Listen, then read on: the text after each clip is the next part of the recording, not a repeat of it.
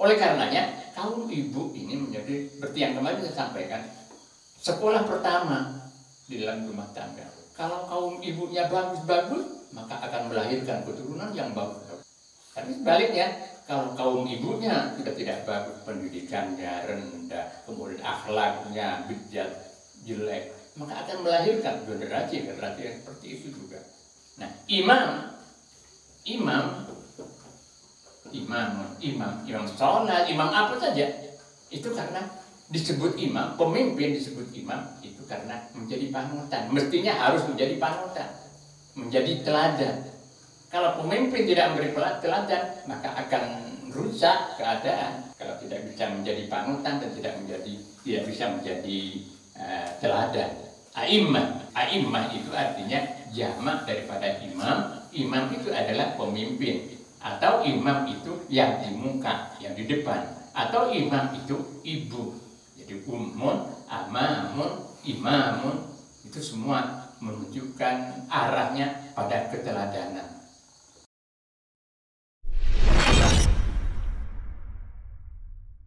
Bismillahirrahmanirrahim.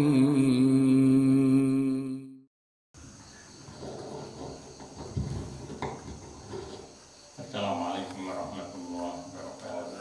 Waalaikumsalam warahmatullahi wabarakatuh.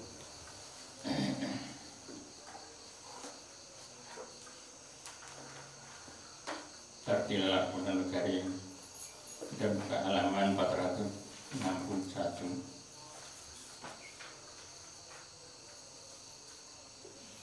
Halaman 461 Surah Az-Zumar.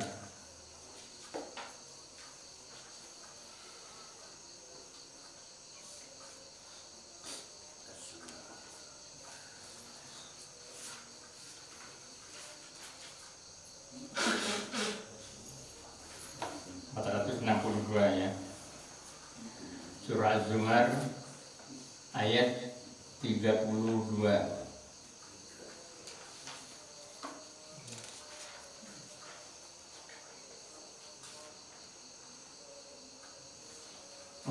Bukan. 461 ayat 22.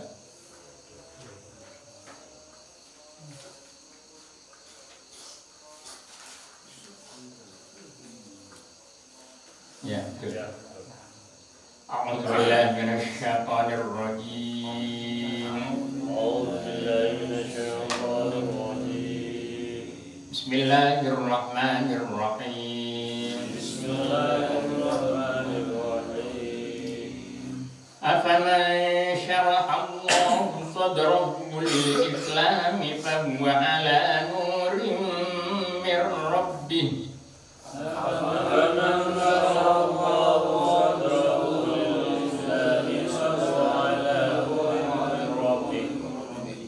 Fawailul lil-qasiyati qulubuhum min dzikrillah.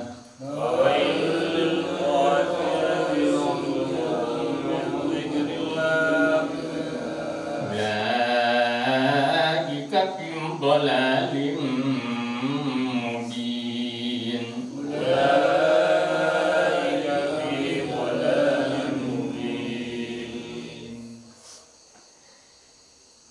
Allahu nazzala ahsanal hadithi kitaban mutasyabihan masaniya taqsha'irru minhu juludul ladina yakhshawna rabbahum.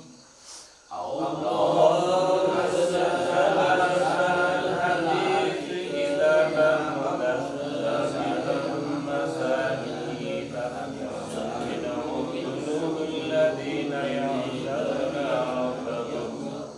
thumma talinu juluduhum wa qulubuhum ila dzikrillah. Thumma talinu juluduhum wa qulubuhum ila dzikrillah. Dzalika hudallahi yahdi bihi man yasha.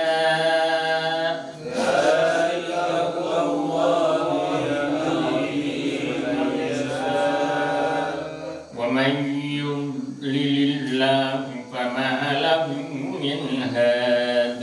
Wa may yudlilillahu fama lahu min had. Dot itu tidak termasuk huruf qalqalah. Tidak termasuk huruf yang kalau dibaca, kalau mati atau waqaf mental, tidak termasuk.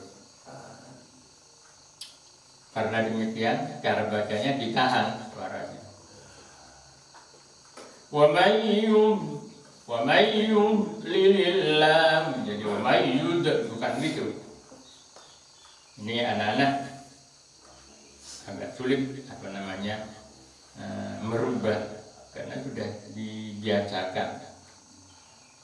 Jadi yang benar wa may yud, jadi ditahan. Wa may yudlilillah fama lahu min had.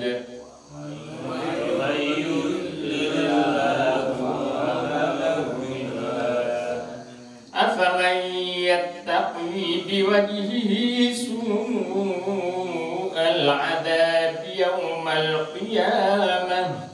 Afaman yattaqi biwajhihi su'al 'adab yawmal qiyamah. Wa qila lil-zalimina dhuqu ma kuntum taksibun. Wa qila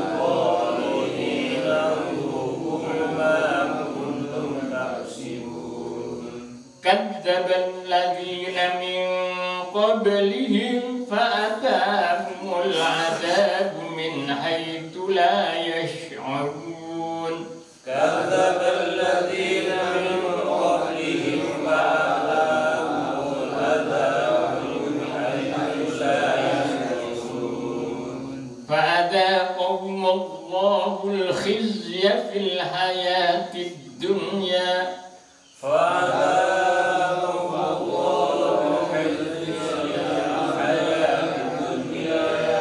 ولعذاب الآخرة أكبر.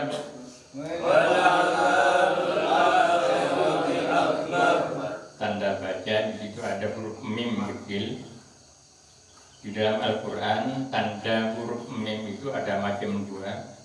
Ada yang mim ekornya ujungnya ke bawah, itu tanda bacaan ikhlas.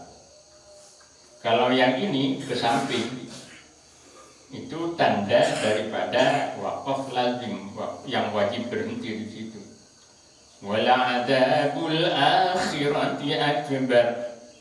Oleh karenanya di samping tanda mim yang seperti itu ada tulisan waqaf lazim, ada ya di samping. Nah itu artinya waqaf lazim, waqaf yang wajib berhenti di situ. Lau kanu ya'lamun, lau kanu ya'lamun.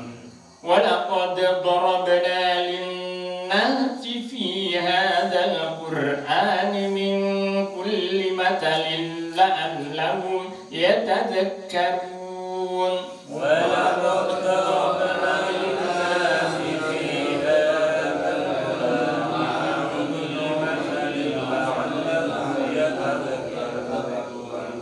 Qur'anan Arabiyyan ghayra dhi 'iwajin la'allahum yattaqun. Qur'anan Arabiyyan ghayra dhi 'iwajin la'allahum yattaqun. Daraballahu mathalan rajulan fihi syuraka'u mutasyakisuna wa rajulan salaman lirajulin hal yastawiyani mathala. Sallallahu wasallam fihi syuraka mutasakisuna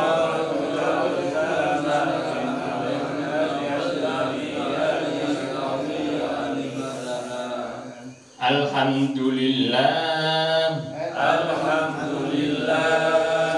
Bal aktsaruhum la ya'lamun, bal aktsaruhum la ya'lamun. innaka mayyitun wa innahum mayyitun. Innaka mayyitun wa innahum mayyitun. Innaka mayyitun wa innahum mayyitun. Mim ketemu mim. Itu justru itu suaranya mim yang pertama dimasukkan ke dalam suaranya mim yang kedua. Karena begitu, mim yang kedua diberi tasydid. Cara bacanya ditahan. Wa innahum mayyitun. Kalau wa innahum mayyitun itu tidak kurang. Innaka mayyitun wa innahum mayyitun. Innaka mayyitun wa innahum mayyitun. Tanwin ketemu waw pun juga. Walhasil di dalam Al-Quran yang kemudian di situ diberi tanda tasydid itu ada penahanan suara. Innaka mayyitun wa innaka mayyitun wa innahum. Tidak kemudian langsung innaka mayyitun wa innahum kurang. Tsumma innakum yawmal qiyamati inda rabbikum takhtasimun. Tsumma innakum yawmal qiyamati inda rabbikum takhtasimun. Shadaqallahul azim.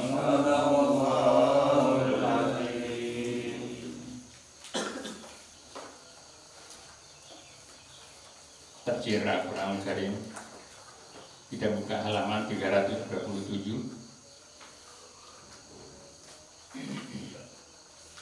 Halaman 327 surah Al-Anbiya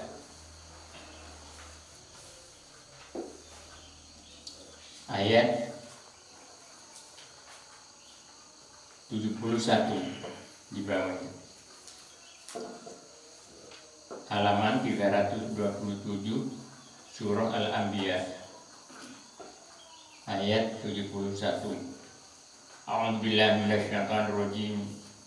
Bismillahirrahmanirrahim. Alhamdulillahirabbil alamin. Wassalatu wassalamu ala asyrofil mursalin Sayyidina Muhammad wa ala alihi wa sahbihi ajma'in, amma ba'du. Fa inna asdaqal hadithi kitabullah wa khairal hadi hadi Muhammadin sallallahu alaihi wasallam. Syarrul umuri muhdatsatuha wa kullu muhdatsatin bid'ah wa kullu bid'atin dhalalah wa kullu dhalalatin finnar. A'udzu billahi minasy syaithanir rajim. Wa najjaynahu wa Lutan ilal ardil lati barakna fiha lil alamin.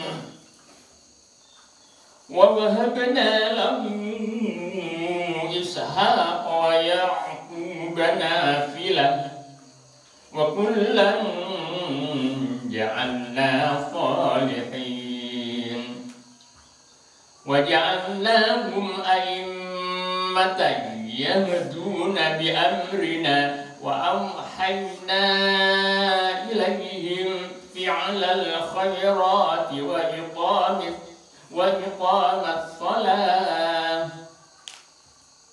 wa awhayna ilayhim fi'lal khairati wa iqamat salati wa ita'az zakah wa kanu lana 'abidin. Sadaqallahul azim. Ini kisah Nabi Ibrahim selanjutnya. Setelah selamat dari pembakaran, setelah Nabi Ibrahim tidak terbakar, dicemplungkan, dilemparkan di bara api yang bergejolak, Nabi Ibrahim diselamatkan oleh Allah Subhanahu wa Ta'ala,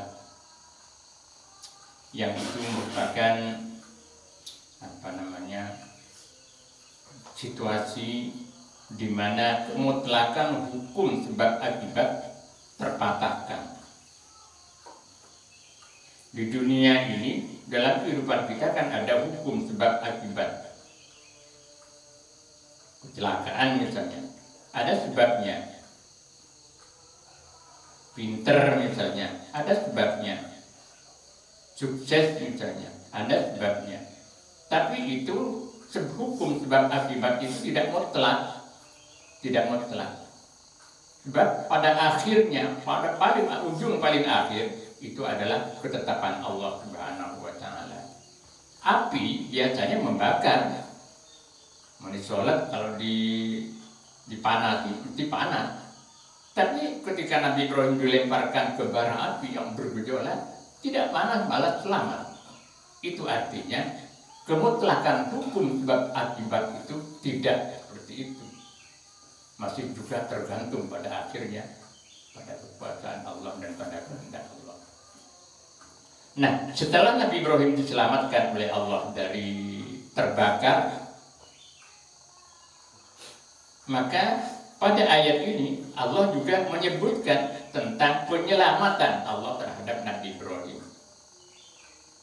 Penyelamatan di dalam sisi yang lain, dalam keadaan yang lain, dan bersama orang lain.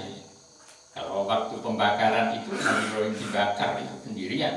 Nah, sekarang Nabi Ibrahim diselamatkan dalam bentuk lain, pada kali yang lain, dan bersama orang lain.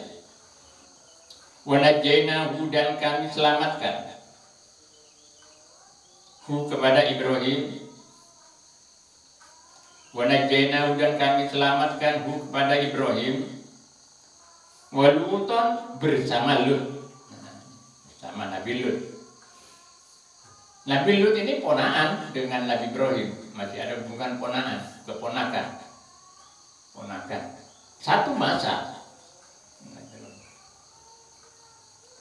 Wa najjayna, dan kami selamatkan, kata Allah, kepada Ibrahim, wa Luton, bersama Nabi Lut, sama Lut. Jadi wawunya di sini diartikan wawu ma'iyah. Wawu ma'iyah itu artinya bermakna bersama. Bukan dan, tapi bersama. Ya artinya ya dan, artinya dan, tapi makna yang di dalamnya adalah kebersamaan. Jadi, diselamatkannya itu Ibrahim dan Nabi Lut. Diselamatkan keluar dari negeri Kaldan di Irak. Ini sejarah menyebutkan seperti itu.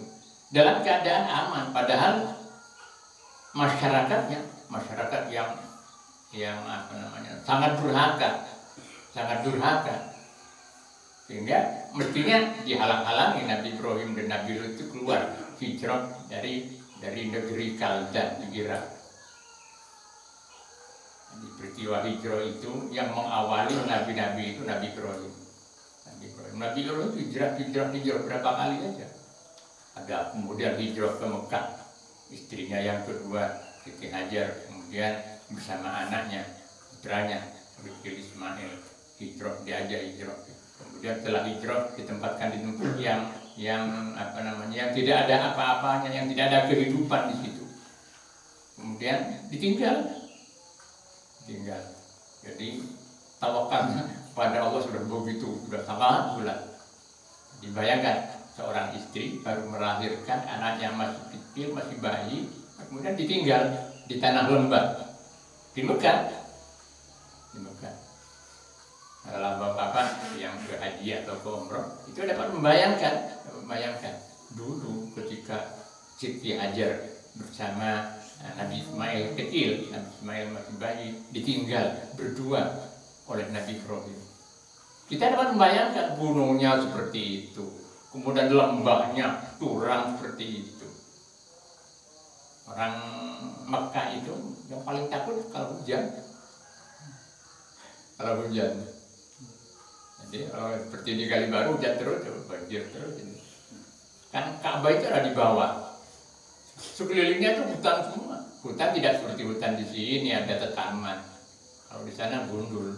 Jadi begitu hujan, airnya langsung turun semua. Blek. sekitar Ka'bah. Jadi apa namanya? Kurang suka orang Mekah itu. Ya.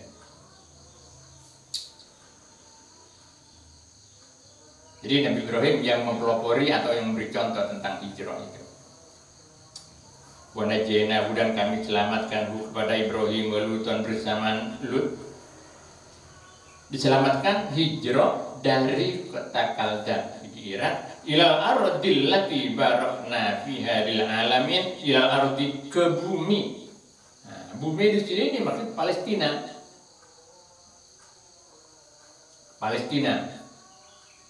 Palestina itu satu tempat daripada Baitul Maqdis.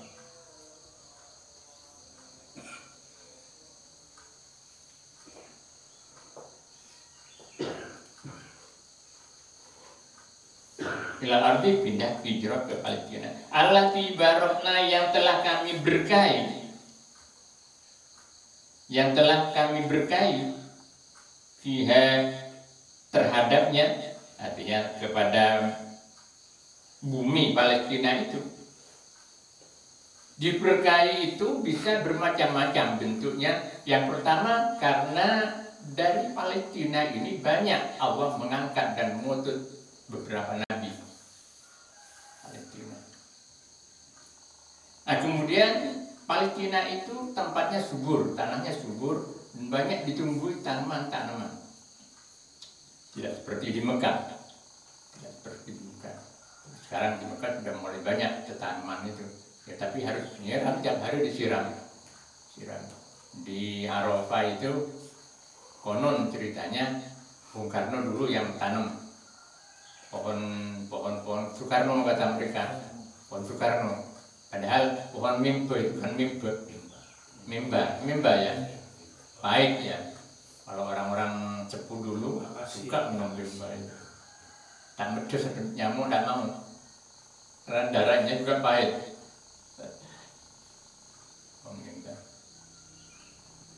Jadi siram tiap hari, kalau tidak mati. Tapi kalau di Palestina tidak, karena sudah diberkahi oleh Allah, antara lain dengan banyaknya para nabi yang diutus dari Palestina sebagai nabi, dan juga tanahnya yang subur. Lil alamin, diberkahi untuk seluruh manusia. Lil alamin, untuk kalian manusia. Kata al-alamin ini aneh Bapak ya. Al-alamin itu jamak, tapi artinya tidak jamak.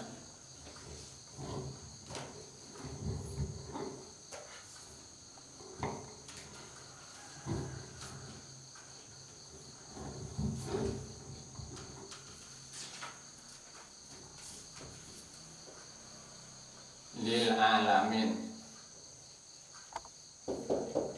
al-alamin. Ini jamak dari alamun. Jadi mufradnya alamun, jamaknya alamun, alamin atau alamun, al-alamun.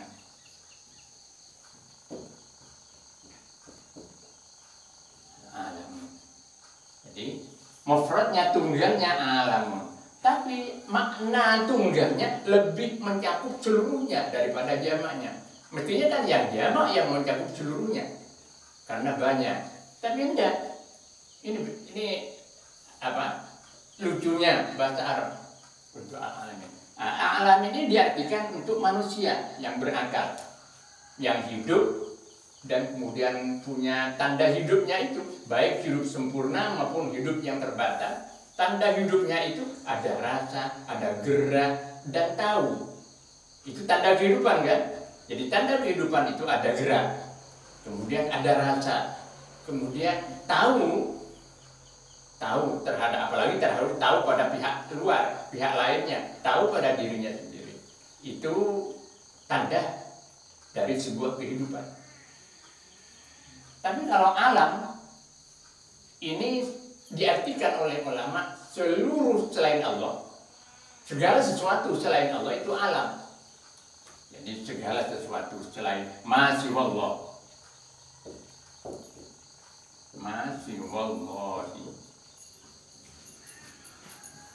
selain apa yang selain Allah itu alam. Kan luas. Ya batu, ya air, ya pohon-pohonan, ya manusia, ya jin, ya malaikat. Pokoknya selain Allah itu alam. Ini mufradnya ini tunggal. Ini bentuk tunggal. Nah, sebagai jamaknya hanya tertentu kepada manusia. Ini manusia.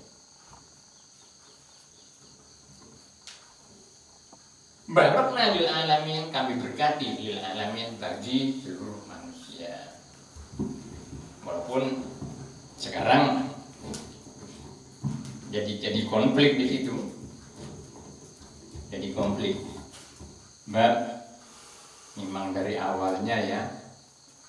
Dari awalnya Palestina ini kan ada Israel di situ. Sedang Israel ini sendiri adalah nama daging daripada Nabi Yakub. Jadi Bani Israel itu adalah keturunan Nabi Yakub yang jumlahnya 11 orang termasuk Nabi Yusuf.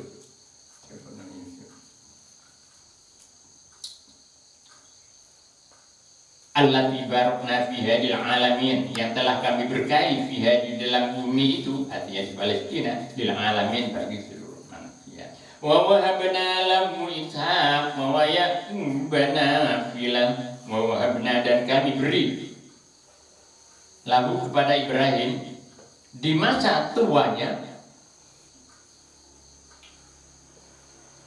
wa wahabna, dan kami beri lahu kepada Ibrahim pada usia yang sudah tua, sudah sepuh.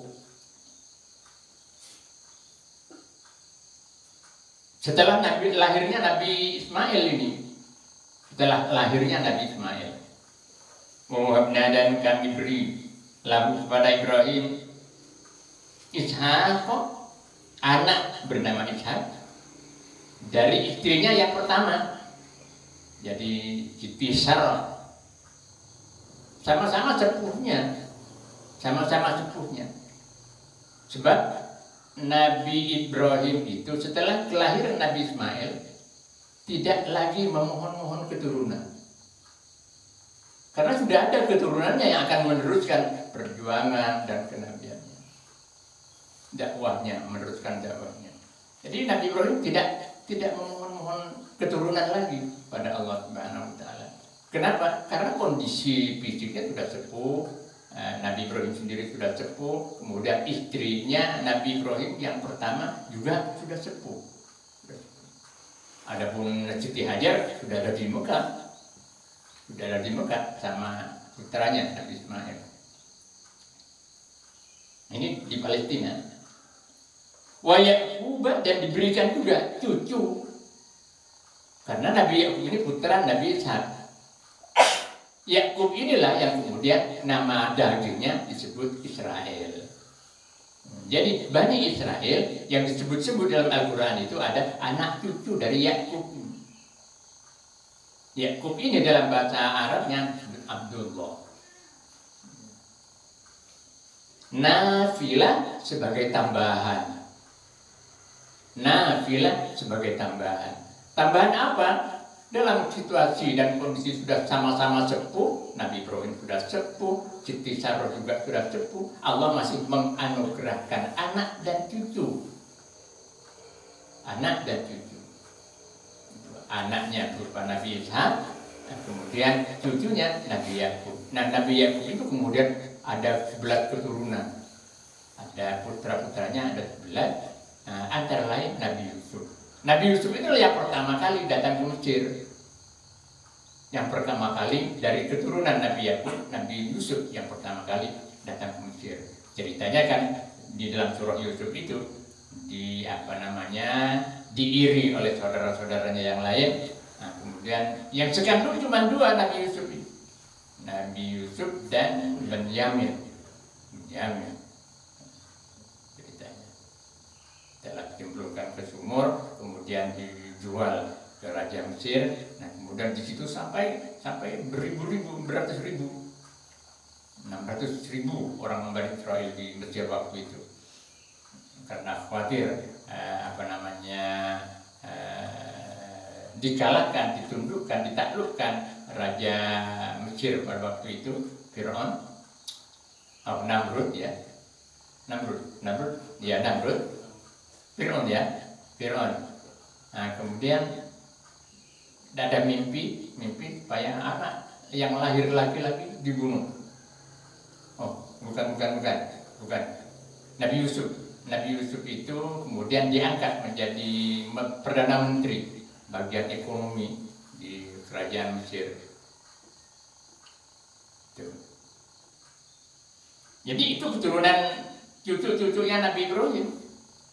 Oleh karena itu Nabi Ibrahim itu sering diberi gelar bapak para nabi. Kalau Nabi Adam, bapak manusia. Wahabna lahu, dan kami berikan lahu kepada Ibrahim di masa tuanya, di masa sudah sepuh, Ishak, anak bernama Nabi Ishak, dan cucu nama Yakub. Nafilah sebagai tambahan kegembiraan, tambahan anugerah. Wa kullan ja'alna salihin, wa kullan, dan masing-masing, dan kepada masing-masing yang disebutkan itu, Nabi Ishak, Nabi Yakub. Ini menurut pendapat sebagian ulama, bukan tidak termasuk Nabi Lut, karena Nabi Lut akan dibicarakan di ayat lain sudah ini. Wa kullan, dan kepada masing-masing, artinya masing-masing Nabi Ishak dan Nabi Yakub serta keturunannya, ja'alna shalihin, kami jadikan mereka itu shalihin, orang-orang yang soleh, yang banyak mengabdi pada kebaikan. Wa ja'alnahum a'immatan yahduna bi amrina wa awhayna ilaihim fi'lal khairati wa iqamat salati wa ita'iz zakah. Wa ja'alnahum, dan kami jadikan hum kepada mereka Nabi Ishak, Nabi Yakub dan keturunannya, a'immatan, pemimpin yang menjadi panutan. A'immatan, pemimpin yang menjadi panutan. A'immah ini jamak daripada imam.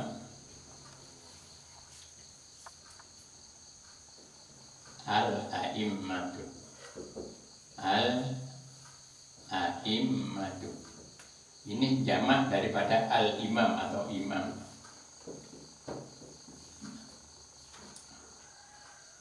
Imam, jamak daripada imam. Kalimat atau kata yang terdiri dari hamzah mim, imam, amamun, ini artinya yang di depan. Ummun,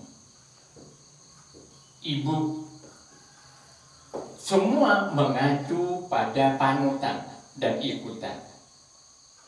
Imam yang di depan disebut imam, disebut amamun yang di depan, karena yang di depan itu menjadi patokan dari yang di belakang. Barisan misalnya, yang ada paling depan sekali itu menjadi patokan yang belakang. Misalnya kalau luruslah, angkat tangan, kemudian lencang kanan dan sebagainya. Jadi yang di depan menjadi patokan. Ini yang di depan. Ummun, ibu disebut ibu, yang melahirkan anak kita disebut ibu, karena ibu itu menjadi anutan dan patokan daripada anak-anaknya. Ya bayangkan, mulai dari kehamilan, kemudian melahirkan, menetek, apalagi kemudian masih menuntun ke TK, ke PAUD, itu menjadi panutan. Oleh karenanya, kaum ibu ini menjadi, seperti yang kemarin saya sampaikan, sekolah pertama di dalam rumah tangga. Kalau kaum ibunya bagus-bagus, maka akan melahirkan keturunan yang bagus-bagus. Tapi sebaliknya, kalau kaum ibunya sudah tidak bagus, pendidikannya rendah, kemudian akhlaknya bejat, jelek, maka akan melahirkan generasi yang seperti itu juga. Nah, imam imam sholat, imam apa saja, itu karena disebut imam, pemimpin disebut imam, itu karena menjadi panutan. Mestinya harus menjadi panutan, menjadi teladan. Kalau pemimpin tidak memberi teladan, maka akan rusak keadaan. Kalau tidak bisa menjadi panutan dan tidak bisa menjadi teladan. A'immah itu artinya jamak daripada imam. Imam itu adalah pemimpin, atau imam itu yang di muka, yang di depan, atau imam itu ibu. Jadi ummun, amamun, imamun, itu semua menunjukkan arahnya pada keteladanan.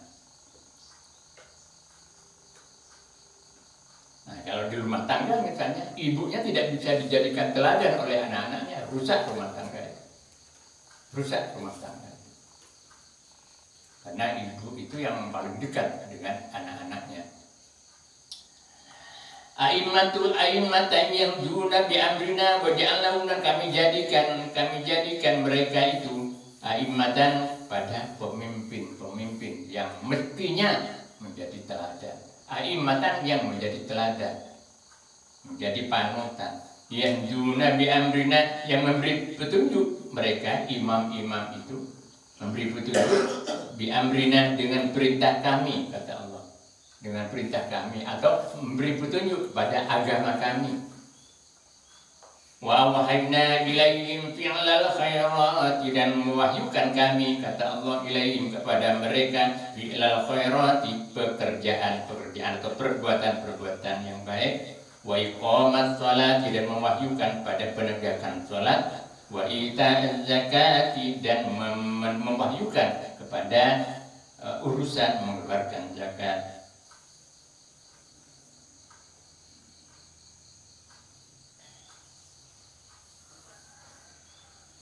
Jadi ada 3 pokok di sini yang diwahyukan oleh Allah, yang disebut dalam ayat ini, mewahyukan tentang perbuatan yang baik. Perbuatan yang baik. Siapapun, manusia dimanapun dan kapanpun dan siapapun, itu suka terhadap perbuatan yang baik ini. Yang kedua, menegakkan sholat. Menegakkan sholat. Ini hubungan antara manusia dengan Tuhannya. Jadi hubungan vertikal. Hubungan vertikal. Nah, yang menarik di sini, untuk sholat diberi istilah iqamah, aqamah. Bukan fi'lus sholat, bukan perbuatan sholat, bukan, tapi iqamat sholat. Kenapa? Karena iqamah itu adalah perbuatan yang dilakukan secara sempurna. Jadi sesuatu perbuatan yang dilakukan secara sempurna. Untuk sholat, kesempurnaan sholat itu sebagaimana yang pernah saya sampaikan, ada 3 faktor. Yang pertama, faktor waktu. Faktor waktu. Wa hum fi sholatihim daimun, ajib, tentang waktu. Nah, kemudian yang kedua tentang rukun dan syarat-syaratnya, sunnah-sunnahnya, makruh-makruhnya. Wa innahum fi sholatihim hafizun, menjaga kesempurnaan syarat-syarat dan rukun-rukun, termasuk cara wudhunya seperti apa, kemudian sholatnya, tumakninahnya seperti apa, dan seterusnya. Nah, kemudian yang ketiga, faktor yang ketiga adalah kehusyuannya. Ini yang menyangkut hati. Jadi tentang waktunya, kemudian tentang kesempurnaan syarat dan rukun-rukunnya, sunnah-sunnahnya. Kemudian yang ketiga tentang kehusyuannya. Nah, kalau sudah terpenuhi 3 faktor ini, maka sholat seseorang bisa disebut sebagai sholat yang sempurna. Jadi, itu hikmah atau rahasia kenapa untuk sholat ini Allah selalu menggunakan kata qomah, aqomat sholat. Seperti di sini wa iqamat sholat, bukan wa fi'lus sholat, bukan, tapi iqamat sholat. Rahasianya adalah bahwa untuk kesempurnaan sholat itu ada 3 faktor yang perlu diperhatikan. Seperti tadi, wa ita'az zakat, dan mengeluarkan zakat. Ini hubungan sesama manusia. Jadi perbuatan baik yang diwahyukan oleh Allah, kemudian hubungan antara manusia dengan penciptanya, serta hubungan antara manusia dengan sesama manusia. Antara lain yang disimbolkan dengan mengeluarkan zakat. infak, sedekah, zakat. Itu hubungan apa namanya vertikal, horizontal yang di samping. Itu hubungan ke samping. Nah, kalau vertikal hubungan ke atas bawah. Itu lengkap di dalam potongan ayat ini. Wa auhayna ilaihim fi'lal khairat wa iqamas shalah wa ita'iz zakat. Wa kanu lana 'abidin, dan ada mereka itu semua lana hanya kepada kami, kata Allah. 'Abidin merupakan para pengabdi, para penyembah, beribadah, yang tekun beribadah kepada Allah Subhanahu wa taala, tidak kepada yang lain. Bukan, dan ada mereka itu lana hanya kepada kami, abidin merupakan para penyembah semua. Walutan atainahu hukma wa ilma wallahu a'lam bishawab. Itu jamnya mati, ada lambat. Itunya jam berapa? Ya, 5.26. iya itu jam masih jam 5 kurang malah. Terlambat, baterainya sudah lemah. Kalamun qadimul la yamunnu sama'u tanasa an qawlin wa fi'lin wa niyati bi astafi min kulli da'in wa nuruhu dalilun li qalbi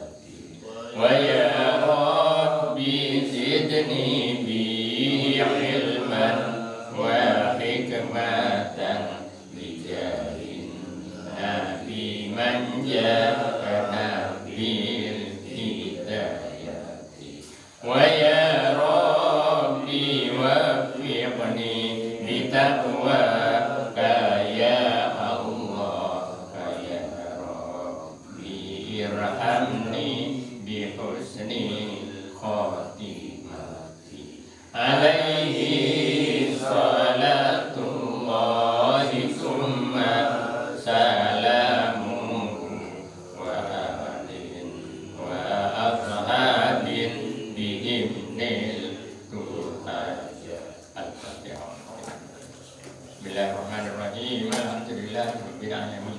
Arrahmanirrahim. Maliki yaumiddin. Iyyaka na'budu wa iyyaka nasta'in. Ihdinas siratal mustaqim. Shiratal ladzina an'amta 'alaihim